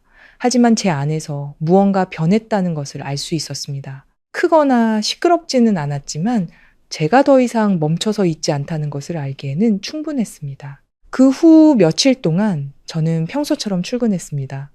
정해진 시간에 병원에 가고 환자 한 명 한 명을 살피고 익숙한 재활 동작을 지도했습니다. 겉보기에는 아무것도 변하지 않았지만 오직 저만이 제 마음이 예전 같지 않다는 것을 알았습니다. 이전에는 일을 습관처럼 정해진 절차와 책임감으로 해냈습니다. 틀리지는 않았지만 감정은 없었죠. 하지만 이제는 환자 한 명을 마주할 때마다 조금 더 오래 그들을 바라보게 되었습니다. 병의 상태를 평가하기 위해서가 아니라 그들이 한 사람의 인간이라는 것, 그들 뒤에 가족과 삶이 있고 그들을 기다리는 사람들이 있다는 것을 보기 위해서였습니다. 박진호 병장님처럼, 아이 시은이처럼 어느 날 아침 저는 한 환자의 보행훈련을 돕고 있었습니다. 70대 노인은 다리를 떨고 허리를 구부린 채 일어서려 할 때마다 보조기구를 꽉 붙잡았습니다. 어르신 천천히 하세요. 서두르실 필요 없어요. 제 목소리는 전보다 부드러웠습니다. 노인은 숨을 헐떡이며 애썼습니다. 내 힘으로 걷고 싶어서 그래. 자식들한테 짐이 되기 싫어. 그 말에 저는 잠시 멈칫했습니다. 처음 듣는 말이 아니었지만 오늘은 그 의미가 더 선명하게 다가왔습니다. 하실 수 있을 거예요. 저는 영혼 없는 격려가 아닌 진심으로 말했습니다. 노인은 저를 보았습니다. 그의 눈에는 약간의 믿음이 어렸습니다. 아주 작은 믿음이었지만 제가 하는 일이 결코 무의미하지 않다는 것을 느끼게 하기에는 충분했습니다. 점심 휴식 시간에 저는 사무실에 앉아 진료 기록을 펼쳤지만 집중할 수 없었습니다. 박 병장님과의 대화. 살아남은 사람은 떠나간 사람의 목까지 살아내야 한다던 그의 눈빛을 떠올렸습니다. 그 말이 머릿속을 떠나지 않았습니다. 저는 평온하게 사는 것이 최선의 보상이라고 생각했습니다. 하지만 어쩌면 잘못 이해했던 건지도 모릅니다. 평온한 것은 살아있는 것이 아니라 그저 존재하는 것이었습니다. 무슨 생각 그렇게 해요? 김민준 선생님의 목소리에 저는 화들짝 놀라 고개를 들었습니다. 아니에요. 그는 의자를 끌어당겨 앉더니 저를 잠시 보며 말했습니다. 눈빛이 변했네요. 제가 옅게 웃었습니다. 어떻게요? 전에는 꼭 구경꾼 같았어요. 그가 말했습니다. 근데 지금은 다시 돌아오기 시작한 사람 같아요. 저는 침묵했습니다. 부정하지도 인정하지도 않았습니다. 무슨 일이 있었어요? 그가 물었습니다. 저는 잠시 생각하다가 말했습니다. 제가 예전에 구했던 사람을 다시 만났어요. 민준 선생님이 고개를 끄덕였습니다. 그분들은 잘 지내고요? 네, 그럼 됐네요. 그가 말했습니다. 저는 그를 보았습니다. 뭐가요? 당신이 틀리지 않았다는 걸 알기엔 충분하잖아요. 하지만 제가 고개를 숙였습니다. 구하지 못한 사람도 있어요. 누구도 모두를 구할 순 없어요. 그가 말했습니다. 강태준 씨처럼, 박 병장님처럼 같은 말이었지만 들을 때마다 느낌이 달랐습니다. 이번에는 반박하지 않았습니다. 그날 오후 퇴근 준비를 할 때 전화가 울렸습니다. 익숙한 번호 아버지였습니다. 저는 화면을 잠시 보다가 전화를 받았습니다. 아버지, 전화기 저편에서 잠시 침묵이 흘렀습니다. 아마 제가 이렇게 빨리 전화를 받을 줄은 모르셨을 겁니다. 어디냐? 아버지의 목소리는 예전처럼 날카롭지 않고 차분했습니다. 병원이에요. 제가 대답했습니다. 오늘 저녁에 집에 올 수 있느냐? 저는 멈칫했습니다. 무슨 일 있으세요? 별일 아니다. 아버지가 말했습니다. 그냥 우리 부녀가 같이 밥 먹은 지 오래된 것 같아서. 저는 그 자리에 서 있었습니다. 낯선 감정이 밀려왔습니다. 압박감이나 불편함이 아닌 무언가 부드러워지는 느낌. 네, 저녁에 갈게요. 제가 말했습니다. 전화기 저편에서는 바로 대답이 없었고 아주 작은 글에 하는 소리만 들렸습니다. 하지만 아버지가 이 대답을 기다렸다는 것을 알 수 있었습니다. 그날 저녁 저는 집으로 돌아갔습니다. 낡은 집은 여전했지만 저는 달라져 있었습니다. 아버지는 거실에 앉아 계시다가 제가 들어서는 것을 보고 일어섰습니다. 아무 말 없이 저를 바라보는 눈빛은 더 이상 딱딱하지 않았습니다. 왔구나. 아버지가 말했습니다. 네. 짧은 침묵 후 아버지가 돌아섰습니다. 밥 먹자. 단둘이 먹는 간단한 식사였지만 분위기는 더 이상 긴장되지 않았습니다. 아버지가 제게 반찬을 집어주셨을 때 저는 조금 놀랐지만 아무 말 없이 고개를 숙여 밥을 먹었습니다. 요즘 일은 괜찮으냐? 아버지가 물었습니다. 네, 괜찮아요. 힘들지는 않고? 네. 대화는 짧았지만 더는 어색하지 않았습니다. 식사를 하던 중 아버지가 불쑥 말했습니다. 강태준 그 친구 만났다. 저는 젓가락을 멈추고 고개를 들었습니다. 아버지가 저를 보았습니다.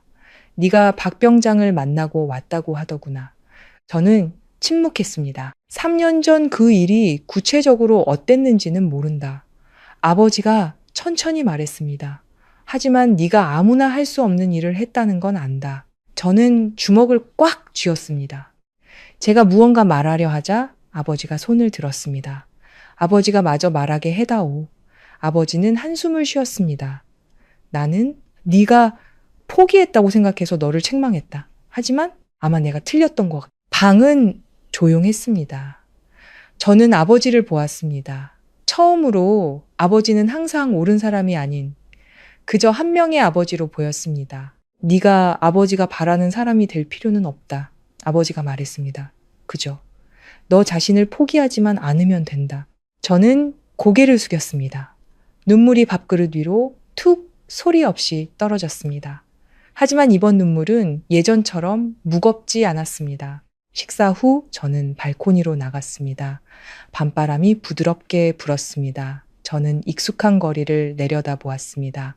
전화벨이 울렸습니다. 강태준 씨였습니다. 아버님께 오늘 집에 가셨다고 들었습니다. 그가 말했습니다. 네, 제가 대답했습니다. 어땠습니까? 생각보다 좋았어요. 제가 말했습니다. 전화기 저편에서 희미한 웃음소리가 들렸습니다. 제가 말했잖아요. 모든 것이 당신이 생각하는 것처럼 나쁘지는 않다고. 저는 잠시 침묵하다가 말했습니다. 강태준 씨. 네, 아직 돌아갈 준비가 된 것 같지는 않아요. 하지만 더는 도망치고 싶지도 않아요. 그는 바로 대답하지 않고 말했습니다. 그것만으로도 이미 첫걸음입니다. 저는 하늘을 올려다봤습니다. 밤하늘은 그다지 어둡지 않았습니다. 작지만 선명한 별들이 몇 개 보였습니다. 희망처럼 크지는 않았지만 분명히 존재했습니다. 아버지와 만난 후 저는 더 이상 아버지를 피하지 않았습니다. 모든 것이 완전히 괜찮아져서가 아니라 어떤 거리는 저절로 사라지지 않지만 한 사람이 한 걸음 다가가면 다른 사람도 서서히 다가온다는 것을 이해하기 시작했기 때문입니다. 아침이면 여느 때처럼 병원으로 향했지만 이전과는 달랐습니다. 더 이상 조용한 그림자처럼 걷지 않았습니다. 주변을 더 많이 보고 더 많이 듣고 더 많이 느끼게 되었습니다. 어느 날 아침 과에 들어서자 분위기가 다른 것을 느꼈습니다. 평소의 규칙적인 분위기가 아닌 분주하고 다급한 공기였습니다. 이서연 선생님 응급실에서 환자 내려왔어요. 간호사가 달려와 빠른 목소리로 말했습니다. 상태가 복잡해서 바로 확인해야 해요. 저는 더 묻지 않고 고개를 끄덕이며 병실로 향했습니다. 침대 위에는 30대 초반의 젊은 남자가 누워 있었습니다. 얼굴은 창백했고 땀이 송골송골 맺혀 있었습니다. 오른쪽 다리는 붕대로 감겨 있었고 심각한 손상의 흔적이 보였습니다. 옆에는 아내로 보이는 여자가 눈이 붉어진 채 침대 난간을 꽉 잡고 있었습니다. 선생님, 제 남편 다시 걸을 수 있을까요? 익숙한 질문이었지만 이번에는 바로 대답하지 않았습니다. 상태를 빠르게 확인했습니다. 간단하지 않았습니다.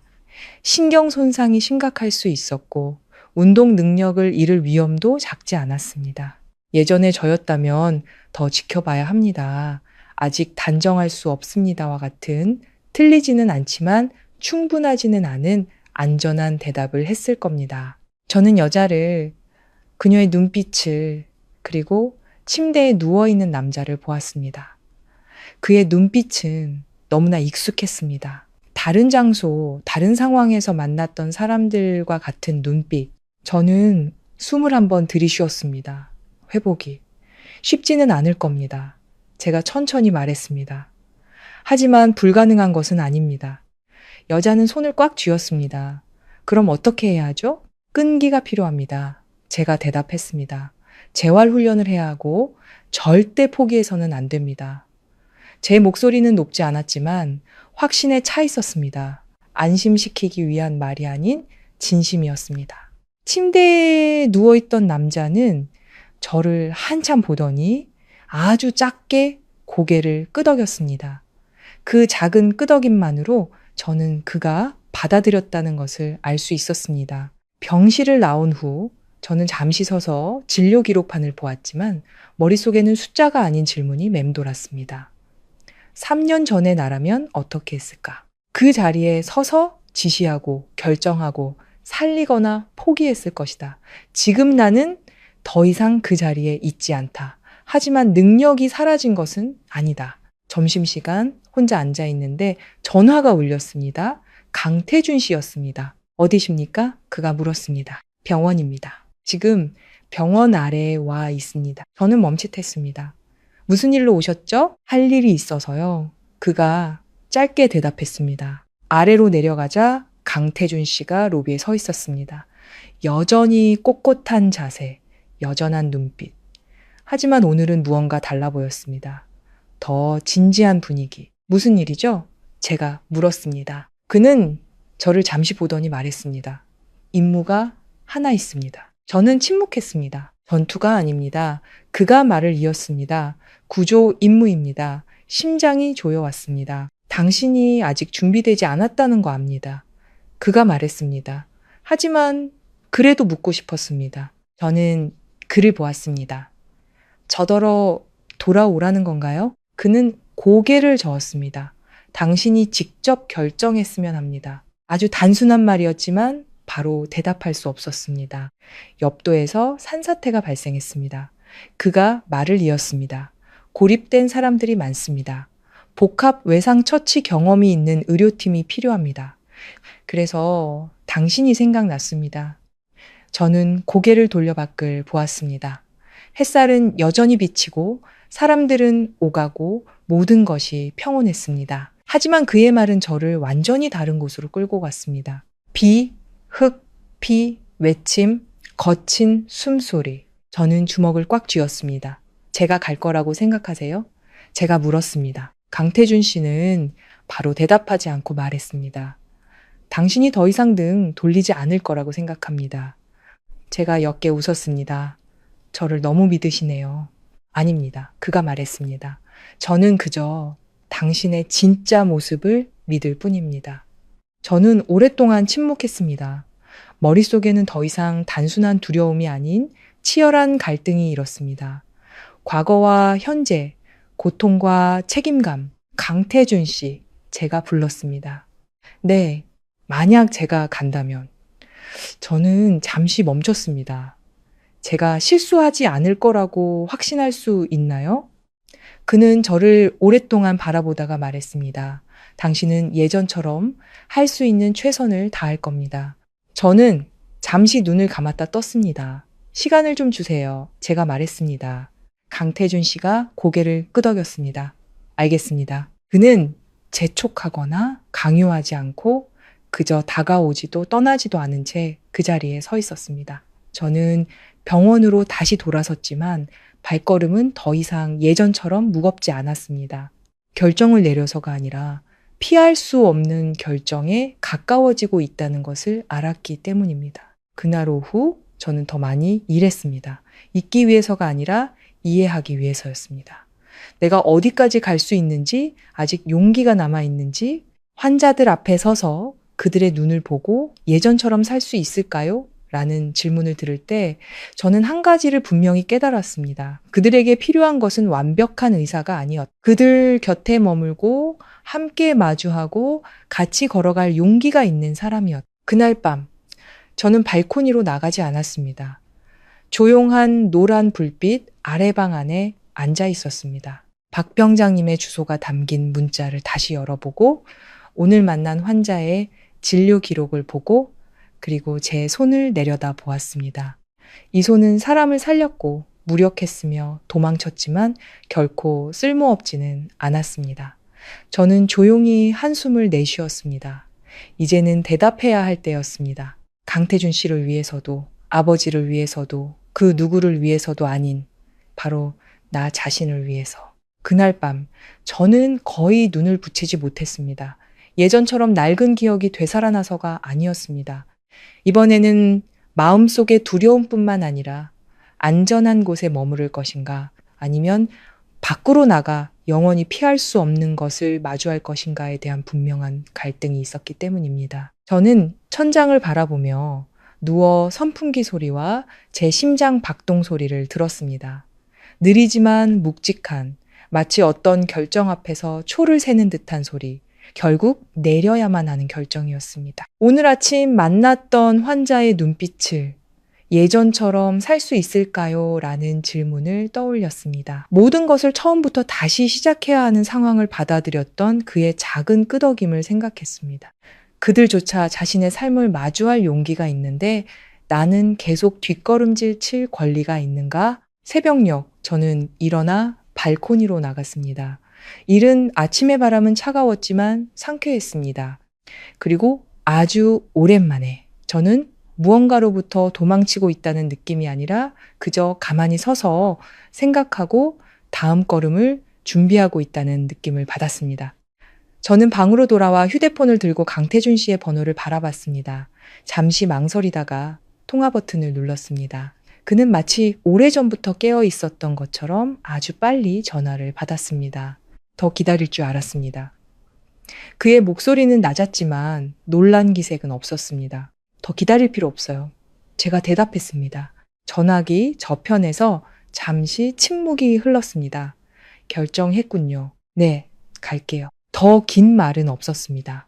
설명도, 망설임도 없었습니다. 하지만 그 짧은 한마디에 도달하기까지 저는 꼬박 하룻밤을 세워야 했습니다. 좋습니다. 강태준 씨가 말했습니다. 오늘 오후에 출발합니다. 무엇을 준비해야 하죠? 예전에 준비했던 것들, 그리고 마음의 준비. 그가 대답했습니다. 제가 희미하게 웃었습니다. 그건 지금 다시 배우는 중이에요. 그는 더 이상 아무 말 없이 마지막 한마디를 덧붙였습니다. 기다리겠습니다. 전화가 끊기고 저는 잠시 그 자리에 서 있었습니다. 더 이상 무겁거나 망설이는 마음은 없었고 아주 낯선 명료함만이 남았습니다. 저는 평소보다 일찍 병원으로 향했습니다. 일을 하기 위해서가 아니라 휴가를 신청하기 위해서였습니다. 제 말을 들은 김민준 선생님은 몇 초간 침묵했습니다. 확실해요? 그가 물었습니다. 저는 고개를 끄덕였습니다. 네. 그는 한숨을 쉬더니였게 웃었습니다. 그럴 줄 알았어요. 저는 그를 보았습니다. 뭐려? 서연 씨가 영원히 여기에 머물 사람이 아니라는 거요. 그가 말했습니다. 처음부터 눈빛에서 보였어요. 저는 반박하지 않았습니다. 그저 마음이 조금 따뜻해지는 것을 느꼈습니다. 조심해요. 그가 덧붙였습니다. 3년 전에 당신이 아니니까. 알아요. 제가 고개를 끄덕였습니다. 하지만 어쩌면 여전히 그 사람일지도 모르죠. 그가 웃었습니다. 그렇다면 다행이고요. 저는 절차를 마무리하고 업무를 인계하고 담당 환자들에 대해 당부했습니다. 과를 나서며 저는 뒤를 돌아 한 번 더 보았습니다. 아쉬워서가 아니라 기억하기 위해서였습니다. 이곳은 제가 떠나는 곳이 아니라 다른 모습으로 다시 돌아올 곳이었습니다. 점심때 집에 돌아오자 아버지가 거실에 앉아 계셨습니다. 짐 가방을 든 저를 보시자마자 아버지는 모든 것을 이해하셨습니다. 가는 거냐? 아버지가 물었습니다. 놀라거나 말리지 않았습니다. 그저 확인이었습니다. 네. 아버지는 잠시 침묵하다가 일어나 제게 다가왔습니다. 이번에는. 지난번과 다르냐? 저는 아버지를 보았습니다. 달라요. 어떻게? 더는 도망치지 않아요. 제 목소리는 크지 않았지만 분명했습니다. 아버지는 저를 오랫동안 보더니 조용히 고개를 끄덕였습니다. 그렇다면 가거라. 단 4글자였지만 아버지가 저를 받아들였다는 것을 알 수 있었습니다. 제 결정을 받아들인 것이 아니라 저를 믿어주신 것이었습니다. 아버지, 제가 불렀습니다. 아버지가 저를 보자 돌아올게요. 라고 말했습니다. 아버지는 대답 대신 손을 들어 제 어깨를 가볍게 두드려 주셨습니다.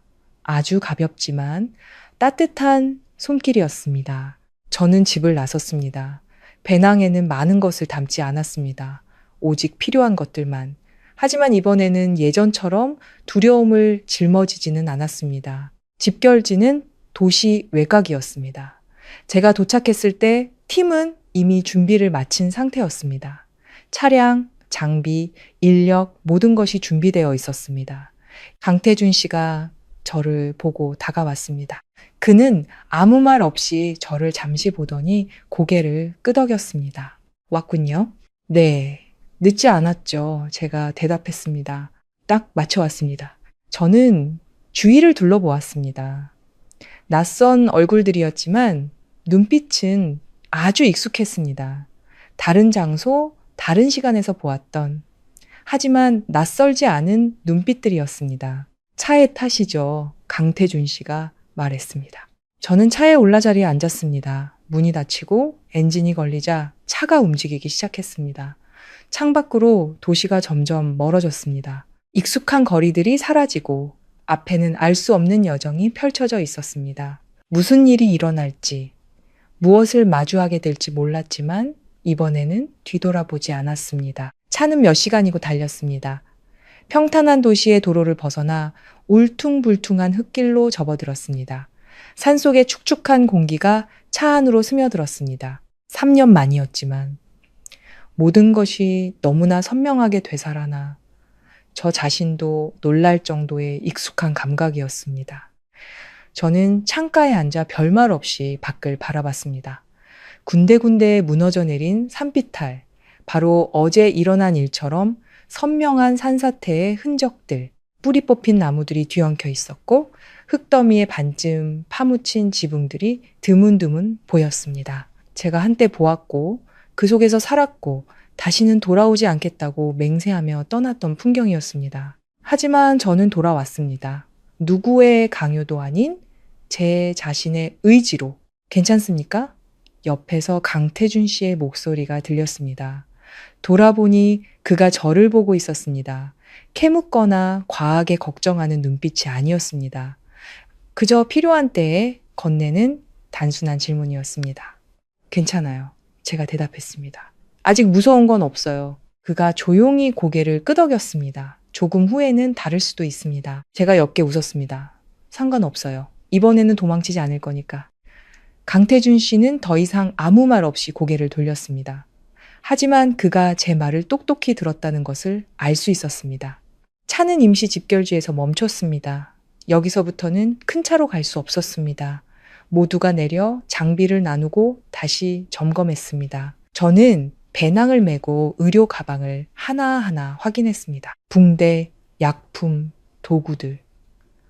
모든 것이 제자리에 있었고 3년 동안 하지 않았던 동작이었지만 조금도 어색하지 않았습니다. 마치 몸이 여전히 모든 것을 기억하고 있는 것처럼 출발합니다. 강태준 씨가 말했습니다. 팀은 움직이기 시작했습니다. 길은 생각보다 험했습니다. 미끄럽고 가팔랐습니다. 밧줄을 잡아야만 지날 수 있는 구간도 있었습니다. 하지만 누구도 불평하거나 멈추지 않았습니다. 그저 묵묵하고 규칙적인 발걸음이 이어질 뿐이었습니다. 현장에 도착했을 때 눈앞의 광경에 저는 잠시 멈춰섰습니다. 계곡 사이에 있던 작은 마을이 이제는 흙더미에 반쯤 파묻혀 있었습니다. 무너진 집들, 부서진 지붕 조각들. 주민들은 무리지어 서 있었고 그들의 눈에는 공포와 피로가 가득했습니다. 그리고 그 속에서 들려오는 서로를 부르는 소리, 울음소리, 가족을 찾는 소리, 진흙 냄새, 축축한 냄새, 그리고 아주 희미한 피 냄새. 심장이 세차게 뛰었습니다. 두려워서가 아니라 익숙해서였습니다. 팀을 나눕니다. 강태준 씨가 명령했습니다. 의료팀은 저를 따라오십시오. 저는 망설임 없이 그를 따랐습니다. 다리가 오래 끼어 괴사 직전인 남자, 머리를 다쳤지만 제대로 처치받지 못한 아이, 흉부 외상으로 호흡 곤란을 겪는 노인. 모든 일이 한꺼번에 순서 없이, 오래 생각할 틈도 없이 벌어졌습니다. 그리고 그 순간 저는 깨달았습니다. 저는 더 이상 구경꾼이 아니었습니다. 안으로 들어섰습니다. 이 환자 이쪽으로 옮기세요. 제가 분명한 목소리로 말했습니다. 제가 먼저 보겠습니다. 팀원 중 한 명이 저를 잠시 보더니 지시에 따랐습니다. 아무도 제가 누구인지 묻거나 의심하지 않았습니다. 이런 상황에서는 목소리를 내는 사람이 책임지는 사람이었기 때문입니다. 저는 무릎을 꿇고 신속하게 상태를 확인하고 상황을 판단하고 한 단계씩 결정을 내렸습니다. 예전에 했던 그대로. 하지만 이번에는 기억의 무게에 짓눌리는 느낌이 아니라 아주 분명하고 현재에 집중된 느낌이었습니다. 붕대 잘라요. 압박하고 고정 준비. 저는 짧지만 명확하게 말했습니다. 잠시 후 환자의 상태가 안정되었습니다. 저는 일어나 한숨을 내쉬었습니다. 안도해서가 아니라 정신을 차리기 위해서였습니다. 고개를 돌리자 멀지 않은 곳에 강태준 씨가 서 있었습니다. 그는 아무 말 없이 저를 보며 가볍게 고개를 한번 끄덕였습니다. 아주 작은 끄덕임이었지만 저는 그가 안다는 것을 알았습니다. 제가 이곳으로 돌아온 것이 아니라 제 자신에게로 돌아왔다는 것을 일은 쉴 새 없이 계속되었습니다. 시간은 정신없이 흘러갔습니다. 날이 어두워지기 시작했을 때야 제가 몇 시간이고 서 있었다는 것을 깨달았습니다. 손은 아프고 허리는 쑤셨지만 정신은 아주 맑았습니다. 흙더미 아래에 몇 시간 동안 갇혀있던 아이가 구조되어 왔습니다. 숨이 약하고 맥박도 약하고 눈은 흐릿했습니다. 저는 아이를 보았습니다. 아주 짧은 순간 낡은 기억이 스쳐 지나갔습니다. 다른 눈빛, 다른 시간, 다른 결정. 심장이 쿵 하고 멎는 듯 했지만 저는 깊은 숨을 들이쉬었습니다. 괜찮아. 스스로에게 말하고는 처치를 시작했습니다. 과거에 발목 잡히지 않고 오직 현재와 눈앞의 아이에게만 집중했습니다. 모든 동작은 정확하고 망설임이 없었습니다. 잠시 후 아이의 숨이 안정되고 맥박이 뚜렷해졌습니다. 저는 아이의 이마에 손을 얹었습니다. 괜찮아, 이제 괜찮아. 누구도 박수를 치거나 칭찬하지 않았지만 저는 제가 해냈다는 것을 알았습니다. 세상을 구한 것이 아니라 한 사람을 구한 것, 그리고 이번에는 등을 돌리지 않았습니다. 밤이 되자 팀은 임시 캠프를 세웠습니다. 손전등 불빛, 작은 모닥불, 그리고 침묵 속에서 움직이는 사람들의 그림자. 저는 바위의 등을 기댄 채 앉았습니다. 피곤했지만 예전처럼 텅 비지는 않았습니다. 강태준 씨가 옆에 와 앉았습니다. 아무 말 없이 시간이 흘렀습니다. 잠시 후 그가 물었습니다. 어떻습니까? 저는 여전히 몇몇 사람들이 치료받고 있는 앞을 바라보며 말했습니다. 힘들어요. 하지만 생각했던 것만큼 무섭지는 않네요. 그가 고개를 끄덕였습니다. 더 이상 혼자가 아니니까요. 제가 희미하게 웃었습니다. 그리고 더는 도망치지도 않으니까요. 밤바람이 차갑게 불어왔지만 이번에는 몸을 움츠리지 않았습니다. 그저 조용히 앉아 그 순간을 느꼈습니다. 어쩌면 이곳이 제가 있어야 할 곳이었을지도 모릅니다. 산사태 현장의 밤은 제가 상상했던 것처럼 고요하지 않았습니다. 자동차 소리도, 도시의 불빛도 없었지만 아주 다른 소리들이 있었습니다. 멀리서 이따금 흙더미가 굴러떨어지는 소리, 어둠 속에서 서로를 나지막이 부르는 소리, 억눌린 신음소리, 그리고 재난이 핥히고 간 빈틈으로 바람이 스쳐가는 소리. 모든 것이 뒤섞여 아주 현실적이고 가깝고 잊기 힘든 소음을 만들어냈습니다. 저는 바위에 기댄 채 잠들지 못했습니다. 불안해서가 아니라 정신이 너무 맑아서였습니다. 머릿속은 온종일 마주했던 환자들, 그들의 눈빛과 숨소리로 가득 차 있었습니다. 조금이라도 자두는 게 좋을 겁니다. 옆에서 강태준 씨의 목소리가 들렸습니다. 돌아보니 그는 여전히 그 자리에 앉아 앞을 보고 있었습니다. 이런 밤에 경계를 서는 것이 익숙한 사람처럼. 잠이 안 와요.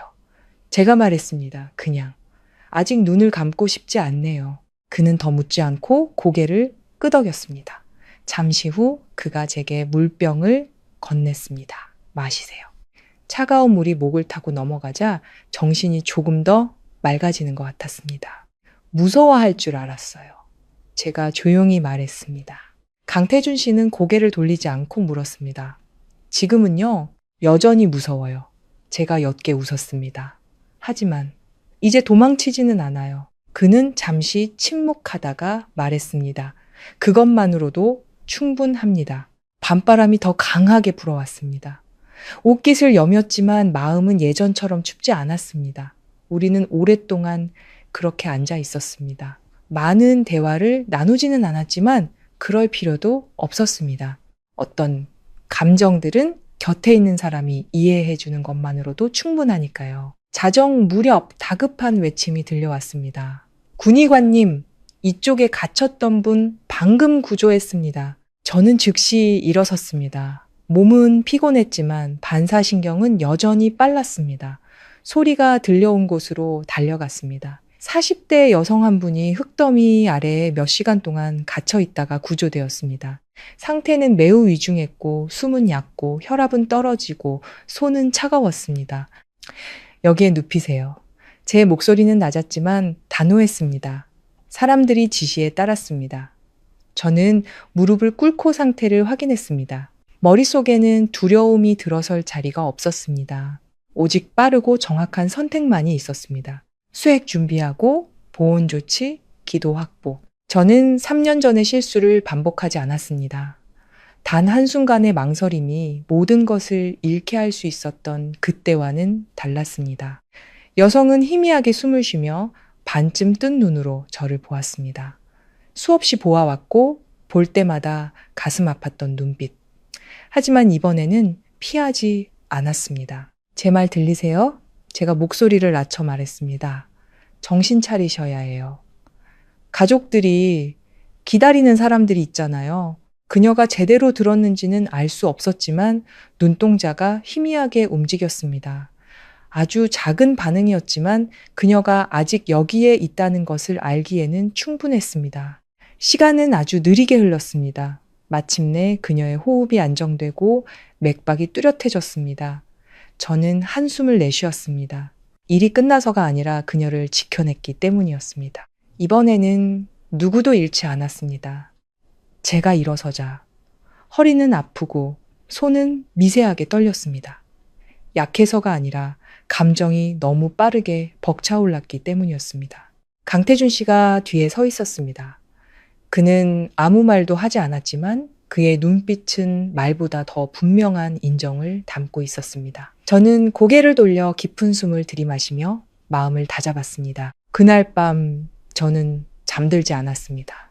잠들 수 없어서가 아니라 일어나고 있는 어떤 것도 놓치고 싶지 않았기 때문입니다. 새벽녘이 되어서야 일이 잠시 멎었고 저는 땅바닥에 등을 기대고 앉아 하늘을 올려다 봤습니다. 별은 많지 않았지만 하늘이 여전히 그 자리에 있다는 것을 보여주기에는 충분했습니다. 선생님, 작은 목소리가 들렸습니다. 돌아보니 방금 구조되었던 여성이었습니다. 그녀는 담요에 쌓여 들 것에 누워 있었지만 정신은 조금 더 뚜렷해 보였습니다. 제가 다가가자 그녀가 물었습니다. 좀 어떠세요? 괜찮아요. 그녀는 약하지만 분명한 목소리로 말했습니다. 그녀는 저를 보더니 제 손을 잡았습니다. 고맙습니다. 단 두 마디였지만 이번에는 피하거나 그럴 필요 없다고 말하지 않았습니다. 그저 조용히 고개를 끄덕였습니다. 푹 쉬세요. 그녀는 잠시 더 제 손을 잡고 있다가 놓았습니다. 저는 그 자리에 잠시 서 있다가 돌아섰습니다. 마음속에서 아주 낯선 감정이 피어올랐습니다. 자부심도 완전한 안도감도 아닌 균형. 3년 만에 처음으로 저는 잃어버린 사람들만 기억하는 것이 아니라 지켜낸 사람들을 분명하게 보기 시작했습니다. 날이 완전히 밝아오자 햇살이 여전히 상처투성이 땅 위로 쏟아졌습니다. 저는 그 한가운데 서서 주위를 둘러보았습니다. 삶의 숨결을 되찾아가고 있는 사람들. 저는 깨달았습니다. 어떤 상처는 결코 사라지지 않겠지만 그렇다고 해서 그 상처가 영원히 우리를 멈춰 세우지는 않는다는 것을 강태준 씨가 다가와 제 옆에 섰습니다. 첫날 밤 잘 해냈습니다.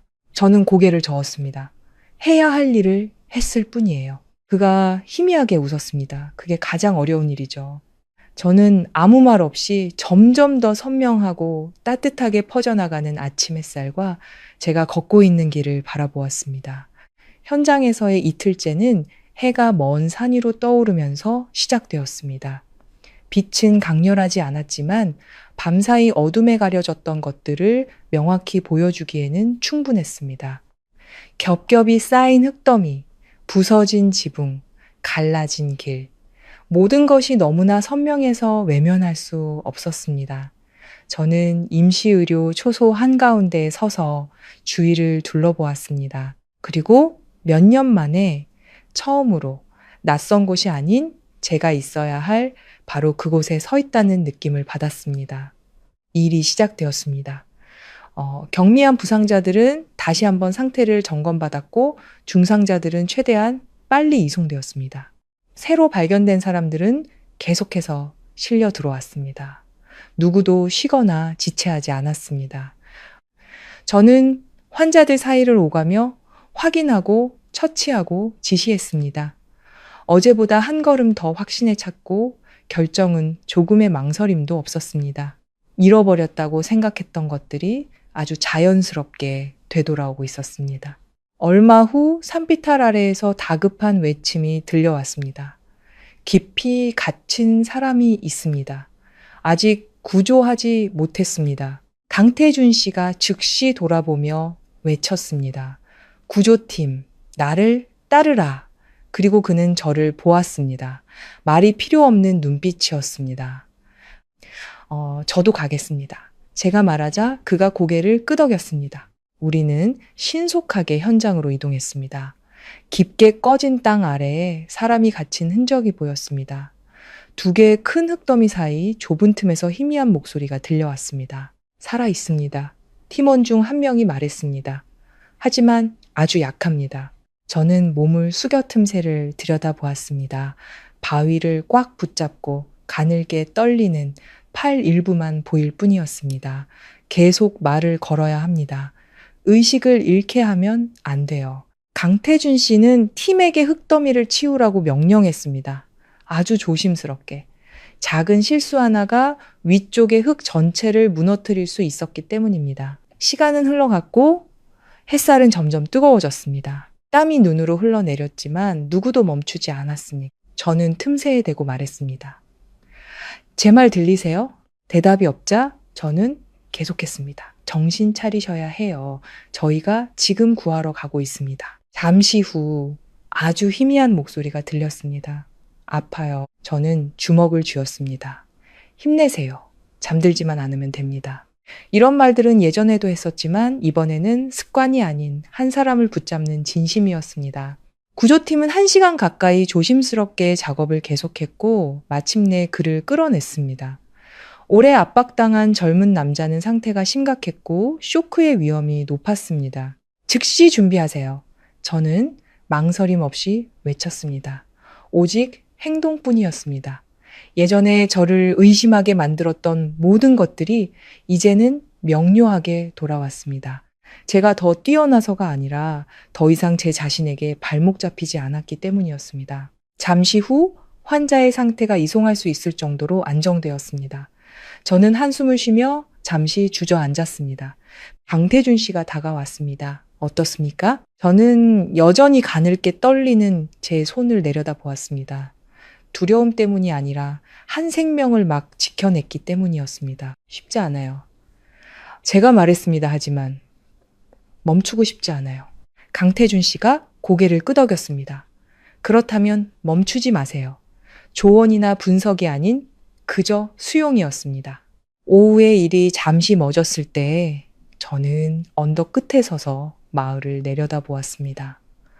여전히 폐허 속에서도 생존자들은 스스로 일어서기 시작하고 있었습니다. 저는 깨달았습니다. 이곳에 누구도 영원히 구조되기를 기다리지는 않을 것이다. 그들은 스스로 일어설 수 있도록 도움이 필요할 뿐이다. 저처럼. 주머니에서 전화가 울렸습니다. 아버지였습니다. 그래, 괜찮으냐? 아버지의 목소리에는 걱정이 묻어났습니다. 네, 괜찮아요. 일이 힘들지는 않고 힘들어요. 제가 옅게 웃었습니다. 하지만 할 수 있어요. 전화기 저편에서 잠시 침묵이 흐르더니 아버지가 말했습니다. 뉴스에서 봤다. 그곳 상황이 쉽지 않더구나. 네, 하지만 저는 괜찮아요. 그래, 네가 괜찮으면 됐다. 저는 더 이상 아무 말도 하지 않았지만 마음이 따뜻해지는 것을 느꼈습니다. 아버지, 그래, 이번에는 알 것 같아. 뭘 말이냐. 아버지가 왜 항상 제가 돌아오길 바라셨는지요. 전화기 저편에서 침묵이 흐르더니 아버지가 조용히 말했습니다.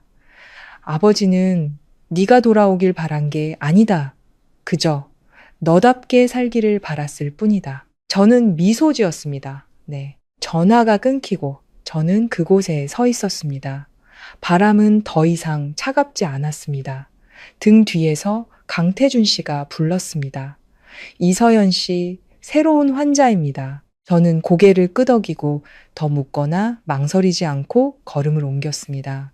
이번에는 과거로 돌아가는 느낌이 아니라 제 길을 계속 걸어가는 느낌이었습니다. 그 후 며칠은 생각보다 빠르게 지나갔습니다. 저는 먹고 거의 자지 않고 계속 일했습니다. 매일 누군가를 구했고 지켜내지 못한 경우도 있었습니다. 하지만 이번에는 상실 앞에서 무너지지 않았습니다. 고통은 현실이고 상실도 현실이지만 거기에 멈춰서 있다면 지금까지의 노력이 무의미해진다는 것을 깨달았기 때문입니다. 팀이 철수 준비를 하던 어느 날 오후 저는 구조 현장 끝에 서서 마을을 내려다보았습니다. 상처는 여전했지만 생명의 흔적들이 더해져 있었습니다. 지붕을 다시 세우는 사람들, 부엌에 불을 피우는 사람들, 그리고 미약하지만 분명한 아이들의 웃음소리. 강태준 씨가 다가와 옆에 섰습니다. 곧 철수합니다. 네, 병원으로 돌아가실 거죠? 저는 잠시 침묵하다가 말했습니다. 네, 하지만 예전과는 다를 거예요. 강태준 씨는 더 묻지 않고 고개를 끄덕였습니다. 그거면 됐습니다. 제가 그를 돌아보며 물었습니다. 당신은요? 저는 계속 할 겁니다. 그가 대답했습니다. 이게 제 일이니까요. 제가 옅게 웃었습니다. 어쩌면 저도 다시 익숙해진 것 같네요. 우리는 더 이상 말없이 무겁지 않은 침묵 속에서 앞을 바라보았습니다. 떠나는 날, 하늘은 그 어느 때보다 맑았습니다. 차가 현장을 떠날 때 저는 뒤를 돌아보았습니다. 더 이상 도망치거나 돌아가고 싶은 마음은 없었습니다. 그저 수용, 나는 왔고 할 일을 했고 그리고 계속 나아간. 도시에 돌아왔을 때 모든 것은 그대로였습니다. 붐비는 거리, 익숙한 소음, 바쁜 사람들. 하지만 저는 더 이상 예전의 제가 아니라는 것을 알았습니다. 병원에 다시 출근한 첫날, 과에 들어서자 모든 것이 익숙했지만 제 안의 느낌은 완전히 달랐습니다. 김민준 선생님이 저를 보고 웃었습니다. 돌아왔네요? 네, 제가 대답했습니다. 무사히요. 그가 가볍게 농담했습니다. 온전하게 돌아와. 제가 웃었습니다. 예전처럼 온전하지는 않아요. 그가 저를 보더니 고개를 끄덕였습니다. 그게 맞는 거죠. 저는 다시 일상으로 돌아왔습니다. 익숙한 환자들, 익숙한 재활, 익숙한 질문들. 하지만 이번에는 습관처럼 일하지 않았습니다. 환자의 손을 잡을 때마다 흙더미 아래 있던 사람들을 떠올렸고 그들이 일어서는 것을 도울 때마다 모든 것을 처음부터 다시 시작해야 했던 사람들을 생각했습니다. 예전처럼 살 수 있을까요? 라는 질문을 들을 때마다 저는 지식뿐만 아니라 제가 겪어온 모든 것으로 대답했습니다. 어느 날 저녁 퇴근 후 집에 돌아오자 아버지가 평소처럼 앉아 계셨습니다. 하지만 제가 들어서자 아버지는 저를 보며 미소 지으셨습니다. 왔구나. 네. 제가 자리에 앉아 아버지가 차를 따라 제게 밀어주셨습니다. 이번에는 달랐느냐? 저는 따뜻한 찻잔을 들었습니다. 달랐어요. 더는 두렵지 않아요. 아버지는 더 이상 아무 말 없이 부드러운 눈빛으로 고개를 끄덕였습니다. 잠시 후 아버지가 물었습니다. 강태준 그 친구 연락하더냐? 저는 멈칫했습니다. 네, 좋은 친구다. 아버지가 말했습니다. 처음 봤을 때부터 알았다. 제가 옅게 웃었습니다. 아버지는 언제나 다 아시죠? 아버지는 웃지 않고 말했습니다. 모든 것을 알지는 못한다. 하지만 누가 진심인지는 안다. 저는 대답하지 않았지만 마음이 아주 평온해지는 것을 느꼈습니다. 그날 밤 저는 발코니로 나갔습니다. 바람은 더 이상 차갑지 않았습니다. 전화가 울렸습니다. 강태준 씨였습니다. 다시 일 시작하셨다고 들었습니다. 네, 어떻습니까? 좋아요. 제가 말했습니다. 이번에는 구경꾼으로 서 있지 않아요. 전화기 저편에서 잠시 침묵이 흐르더니 그가 말했습니다. 그렇다면 정말로 돌아오셨군요. 저는 멀리 도시의 불빛을 바라보았습니다. 돌아온 게 아니에요. 제가 말했습니다. 계속 나아가는 거예요. 강태준 씨는 더 이상 아무 말 없이 마지막 한마디를 남겼습니다. 다시 만나게 될 겁니다. 제가 희미하게 웃었습니다. 아마도요. 전화가 끊기고 저는 오랫동안 그곳에 서 있었습니다. 많은 생각을 하지는 않았습니다. 그저 느꼈습니다. 어떤 상처는 결코 사라지지 않을 것이다. 하지만 그것들은 더 이상 나를 끌어내리는 존재가 아니라 내가 무엇을 겪었는지 그리고 왜 계속 나아가야 하는지를 상기시켜주는 존재가 되었다. 저는 제 손을 내려다보았습니다. 떨었고 놓아버렸고 도망쳤던 손. 하지만 이제는 단단해진 손. 두려움이 없어서가 아니라 두려워하면서도 계속 나아가는 것이 중요하다는 것을 알았기 때문이었습니다. 저는 길고 가벼운 한숨을 내쉬고 안으로 들어섰습니다. 삶은 계속된다. 그리고 이번에는 나도 그렇다.